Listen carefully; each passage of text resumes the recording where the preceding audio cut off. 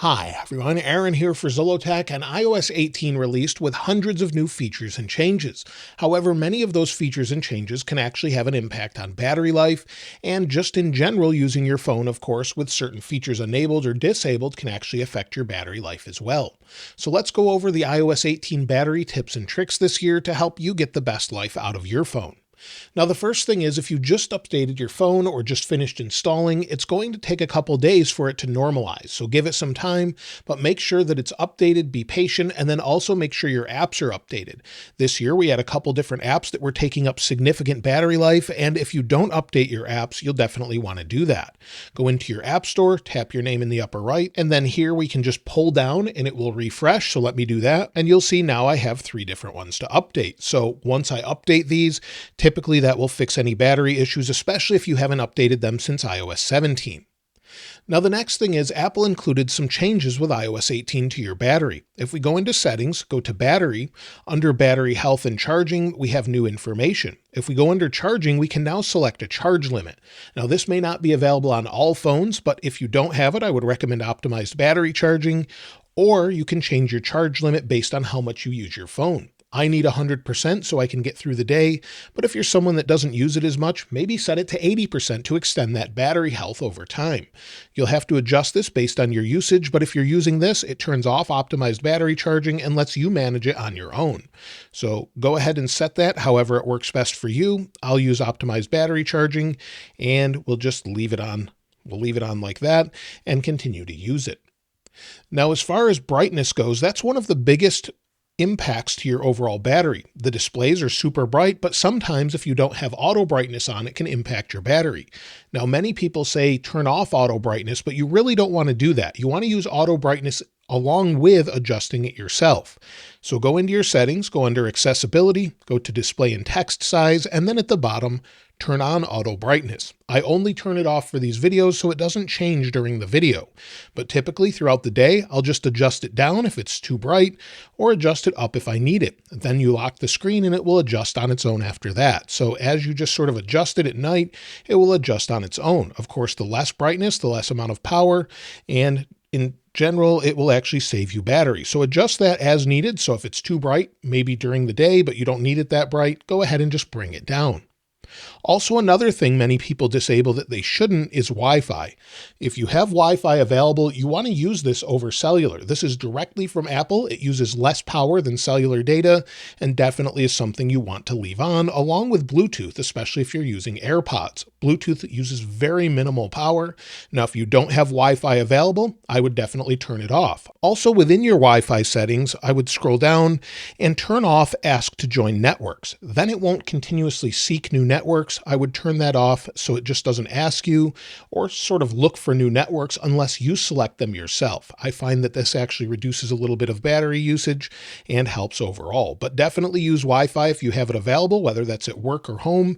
If you don't, then you can turn it off, but it uses less power than cellular. One thing I wanted to address right away is low power mode. Yes, you can use it to get through a day where you need extended battery life, but Apple doesn't typically recommend that you use it unless you actually need to get to a charger or you're below 20%. The reason for this is it actually disables a lot of different things within your device. So it reduces the brightness, it actually slows the performance and turns off ProMotion, it actually minimizes animations, and apps won't refresh or download in the background, such as Mail, but that's something you may want to change yourself. And it also turns off things such as AirDrop, iCloud Sync, and continuity.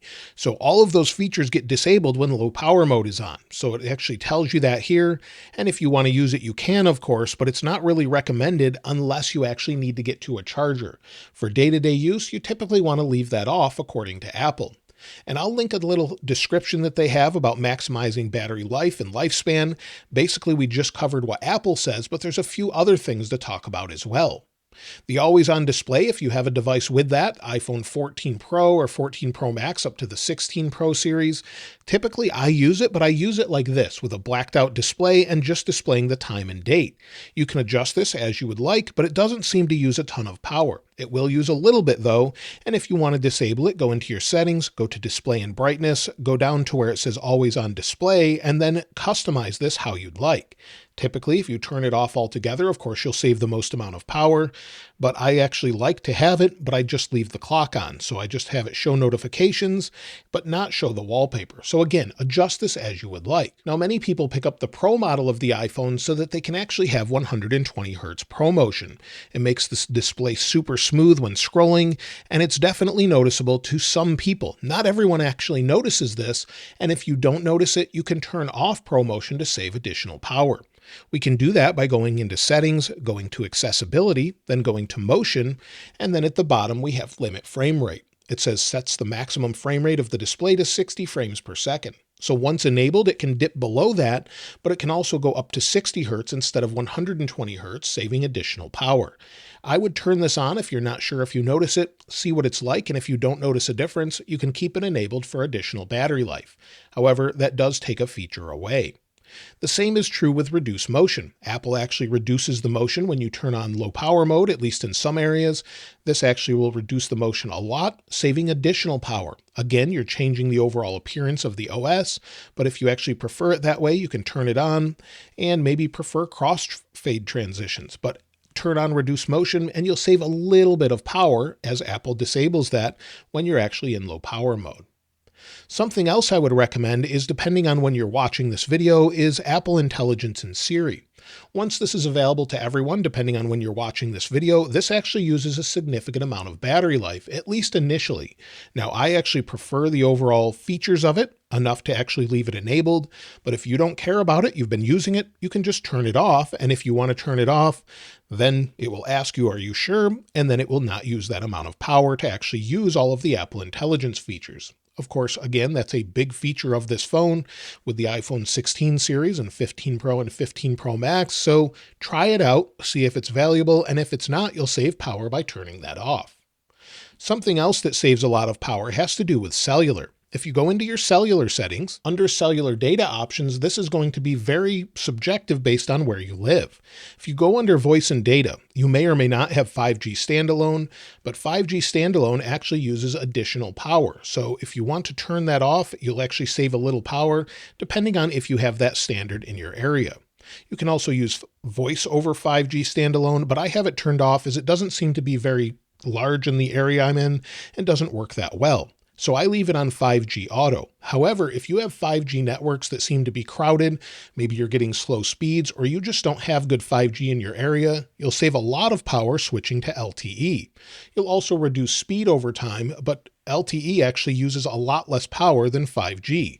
So Apple does continue to work with Qualcomm on modems and get things working that way, but it seems right now it's still not as power efficient as LTE. So if you don't have 5G in your area, switch to LTE, see if it's fast enough for you, and if it is, then use that. If it's not, well, then use 5G or 5G standalone, depending on where you live. Now, under our battery settings, once we wait for it to load here, it actually tells us what's using the most amount of power.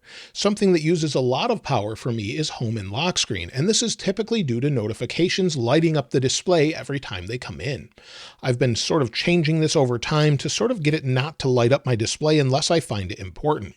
So you can actually change this or modify this by going into your notifications under settings and then changing whether or not you see it. I find that using a scheduled summary actually helps a lot. So scheduled summary will only show me information about my notifications at these specific times, 8 a.m. and 6 p.m. However, if we go back, we can actually have certain notifications come through depending on how we want it set. Under our notification style, we have immediate announce. We can change this based on the importance to us. So for example, if I want something to be announced maybe from, well, let's go down here. Maybe we want to use Twitter or maybe Threads. We want those to be announced right away. We could turn that on and then have it immediately delivered if someone messages me so that I get that information. And then we can have it always deliver immediately. You'll need to take some time, go through all of your notifications, see what's most important to you, and then change it based on that. If you have someone messaging you on a specific app, you'll want that on all the time. And if you don't, put it back into the summary and turn it off altogether, and that will save you some power as it's not lighting up the display. Now, widgets are something that can use a good amount of power, specifically location-based widgets. You'll see here I have the little arrow, and it's showing in the top of my display. That indicates that something's using the actual location. We can see what's using it by going into our settings, then going down to privacy and security. Under privacy and security, we can go to location settings. Then we can actually see what's using it with these little arrows here. You'll see Mercury Weather is actually using it because it's purple, and it tells you what that information is at the bottom, where it says a purple arrow indicates that an item has recently used your location. If you don't want it to use it all the time, of course, you can adjust the settings here. So for example, it says while using, well, because I have a widget on my display, it's using that power. So this goes along with everything location-based on your phone. So maybe never. Since it knows my location is already here, it turned off that little arrow, but now the app won't work as far as the widget. So you'll want to sort of change which widget you're using based on how much power you want to allow it to use. I actually like to have the weather here. So because of that, it says while using the apps or widgets, and then you can use precise location. It turns back on and then works again. So you'll really need to go through this again, just like notifications, and adjust it based on what works best for you. So while using, you can see different things using your location. And if you're seeing the arrow, go through this, take some time and modify it based on what you want to use. I typically have everything set to while using because I want the features while I'm using it, but when I'm not using it, I don't want it using background location information. And the same goes for location in general. Now, I personally don't recommend turning off location services, especially if you're using GPS for maps and things like that, is they won't work properly. If you set them to while using, they won't actually work until you're using the app itself. So if you want it for the App Store while using, you can go into the App Store and it will only activate when you go into it. So again, if we go into the App Store here, you'll see it turns on, shows me that it's blue, and now we know it's using it. Go back out, it's not blue, that app's not using it, but something else is. Now it's not because it just went back off. Now the same is true for just about any widget. Widgets will use additional power. Some of them not as much as others, but they do have to refresh and grab information when your phone turns on. So if you use a lot of widgets and you've been finding that your battery's been pretty terrible, just go ahead and remove that widget and see if it actually fixes that problem for you. And if it does, you've solved the issue as to what's using it. Something else that actually uses power is live activities. And while I really appreciate live activities with things, maybe if you ordered an Uber and you're waiting for it to arrive, you can actually turn this off on apps you don't care about. So if you don't want live activities all the time, you can go into your settings. We'll go back over, go into an app here, and within my TV app, there's actually live activities that show on the screen. So maybe there's a sports game going on that I wanted to follow, it will show at the top of the screen. If you enjoy that, leave it on. However, you can change the overall frequency of the updates. So if you want more frequent updates, maybe you're following along with a sports score, you can leave it on. But if you don't care about that, turn it off, or if you don't want the activity altogether, disable them on every app. I actually really like them, so I'll leave it like this, but I don't need frequent updates as far as that goes. Something else you may want to consider is AirDrop. If we go into settings and then general, then go to AirDrop, under AirDrop, we have a few different options. Now I use AirDrop all the time to drop different files, maybe wallpapers between devices before recording a video. But if you're not going to use it, it won't be looking for maybe an AirDrop connection ever and won't allow connection as well. You could turn that to receiving off. I typically leave it to contacts only, or you could use bringing devices together. I actually don't like this unless I absolutely need it, so I turn it off. But if you want to save a little bit more power, turn it to receiving off altogether, and then it won't be looking for a connection ever if it's using it. It won't really use a whole lot of data, but it's one of those things that it may save you a little bit more power. One thing Apple does really well on the iPhone is haptic feedback, or the overall sort of vibration feedback you get when maybe a phone call comes in or you're typing, and that actually activates the Taptic engine, which is a linear motor that uses additional power. Now you may want to customize this based on overall battery usage, as that can use additional power. If you want to change this and customize it, go into your settings, go to Sound and Haptics, and we have a few different options. The first is under Haptics for ringtones and alerts. If we go under that, we can have it always play, play in silent mode, don't play in silent mode, or never play. If you want to save the most amount of power, you could switch it to never play, but I actually like it to vibrate as there's a phone call coming in to let me know in case I'm not hearing it.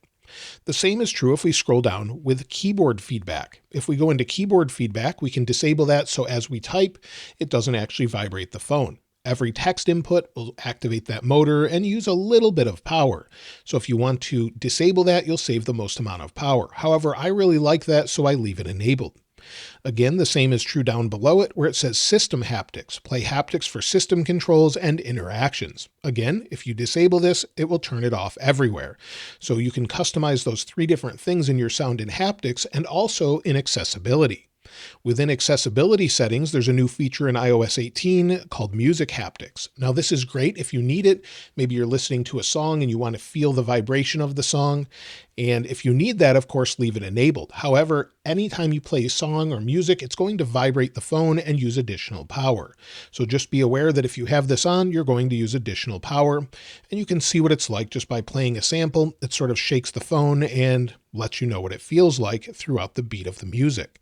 So again, disable that if you want to save the most amount of power, but if you need it, of course, keep it enabled. The same is true with sound recognition. Now, again, if you need this, absolutely leave it enabled. This will recognize different sounds as they come in. So maybe you have a fire alarm and you're hard of hearing. It will actually let you know by vibrating the sound or vibrating the phone and showing the actual alert on the device.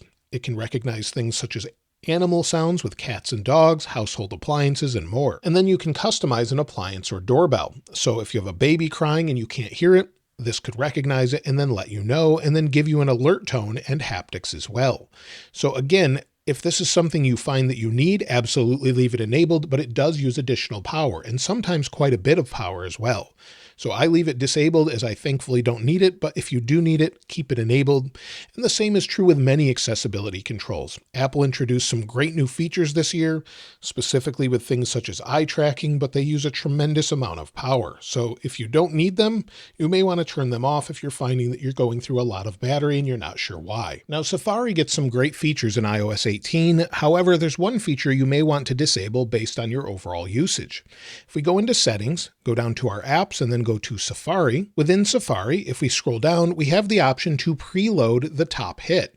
Maybe we've searched for something and it will preload the top web result. If you don't want it to do that so it doesn't use additional power, just disable that and it won't do that right away. It probably won't save a whole lot of power, but it could save a little bit.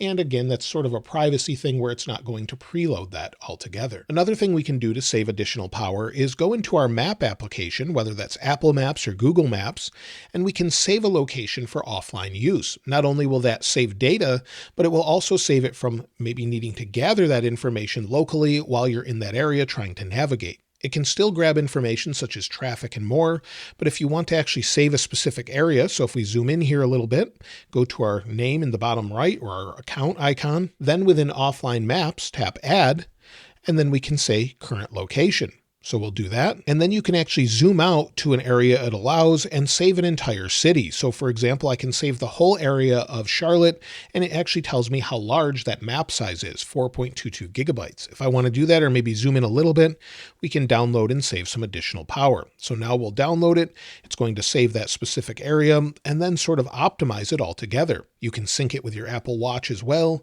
and it will actually save you data and power in the future when you're trying to navigate. Now, another small change we could do that might improve some battery life has to do with privacy and security. Under privacy and security, if we scroll to the bottom, we have analytics and improvements. If we go into this, we can actually turn this off altogether. Share iPhone and watch analytics, share iCloud analytics. While it won't use a ton of power typically, it will gather some information in the background and send it anonymously to Apple. I typically turn it off for most things as I don't want it really doing that. And if you turn it off altogether, you'll see it says this will also turn off data collection on your Apple Watch. If you don't want it to collect any of that data, of course, turn it off. This could be a privacy concern for you, but either way, it can use a little bit of additional power as it may need to upload this information. But again, it's anonymous, so I wouldn't worry about it with privacy, but it is something else you can do. Under the same menu, scroll to the top, go to Location Services, scroll all the way to the bottom, then go to System Services, and again, scroll to the bottom. Under Product Improvement, you may want to disable some of that. For example, iPhone Analytics, if we don't want to send that. It says, allow Apple to use your frequent location information to improve maps. This is for others while maybe you're navigating a city to let them know about traffic information. If you don't want them to do that, you can turn that off altogether. I actually prefer this when I'm actually navigating because I want to know what the traffic is like around the area. So I personally leave that on. Significant locations, those things won't really save you any power. So I typically leave these on unless you're going to disable system services services and location altogether, there's really no point in disabling those as they don't use additional power.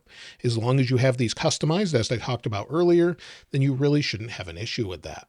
Something else you may want to turn off or change who you're sharing information with has to do with Find My. I actually use Find My with my entire family to know where they are, maybe where my daughter is, and she actually has access to where I am. But if you don't want anyone to do that, go into this and make sure no one's sharing with you. So you'll see I have significant people in here, and sometimes they can access my location and actually see where I'm at, and that can use additional power. You may want to maybe customize this based on your overall location. Again, I use this feature regularly, but you can see all of the different people that have followed me or live near me that actually have access to me, and I have access to them. So customize that based on your overall location and who you know. Something we touched on earlier has to do with mail, and this actually can use a significant amount of power. Depending on how often you need to get your mail, if we go into our mail settings, under mail settings, we have mail accounts. Here you'll see I have fetch new data set to push. This is because if I have a new email that comes in, I'll probably need to know about it if it's important. Based on that information, I have it set to push, but to save the most amount of power, you would want to disable this and switch it to manually. That will only make it check for mail when you go into the Mail app. However, if you regularly want email to come in, maybe a two-factor authentication code, you may want to leave this on maybe automatically or every 15 minutes or 30 minutes or whatever works best for you. And you'll see it says your iPhone will fetch new data in the background only when on power and Wi-Fi. So it will sort of do that automatically like that based on the overall usage. So you may need to go into each one of these individually and customize them to manual, maybe for Outlook, for example, or push if you have that option. The same is true maybe for iCloud or anything else that you have. So based on how you use this, customize it, and manually will save you the most amount of power. Something else that could save you power, but it may be very minimal, is using dark mode for everything. This year we have the option to customize our apps to be dark mode icons as well. So if we go and press and hold the home screen, go to customize, we have the option for dark mode icons. There's sort of a new look, and we can use that, and that will save us some additional power if we have a very dark background as well. However, the overall power savings could be fairly minimal, but with OLED displays, it turns off the pixels that are completely black, so that will save you some power. So maybe if we switch to a new wallpaper, and if we add a wallpaper that was completely black, in theory, we'll save the most amount of power. So if we wanted to do that, we could just fully customize it so it's completely black, and that will save the most amount of power. However, many of us really like wallpaper, so I typically leave it on whatever I want. But if you want to save every little bit of power, this should definitely help, as all of these pixels right here that are black are completely turned off, not using power. Something else I would recommend, and Apple says this as well, is do not close your apps regularly unless maybe they're navigation apps and you don't need that. By doing that, every time you go back into that app, it actually reloads that app over and over. And so that's typically something you don't want to do unless you're not going to use it again. So I leave all of my apps open in the background unless they're navigation-based apps. And the same goes with background app refresh. Apple actually says maybe you want to customize or disable this. This is something we've known for years, but I wanted to share it. And if you go into your settings and go to General, scroll down, we have background app refresh. Now this may be necessary for different types of apps, so I actually customize this based on what I use. So if I'm in the Apple Store, I want it to know that and have that information. Different authenticators or password apps I want to as well, along with mail, but pretty much everything else I don't. So for example, if someone's going to message me on Discord, I want that right away, and if the app isn't open in the background, it may not come through without this enabled.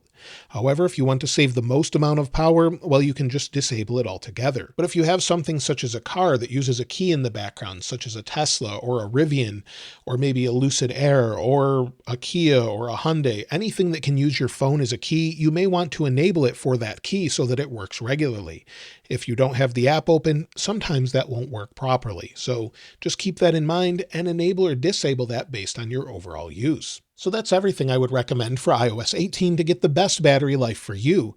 Go into your settings, look at your battery, and see what's using most of the power and sort of customize it based on that. I wouldn't recommend disabling everything, as you'll change the overall experience, just like you would if you use low power mode all the time. So look at what works best for you, disable what you're not using, and if you're in an area with low 5G coverage, change those settings. But again, customize this based on what's best for you. There are other tips out there, but they use so little power, if any, that it's not really worth changing the settings I haven't mentioned. All of the overall tips that I've given you come from Apple directly, as far as on their website, or from different things that have been proven over time. So changing things such as white point or closing overall apps doesn't seem to have any impact whatsoever as far as saving battery. In fact, closing apps could impact it the opposite way. So just take a look at what works best for you and let me know what you've changed in the comments below. I'll link this wallpaper free in the description like I always do. And if you haven't subscribed already, please subscribe. And if you enjoyed the video, please give it a like. As always, thanks for watching. This is Aaron. I'll see you next time.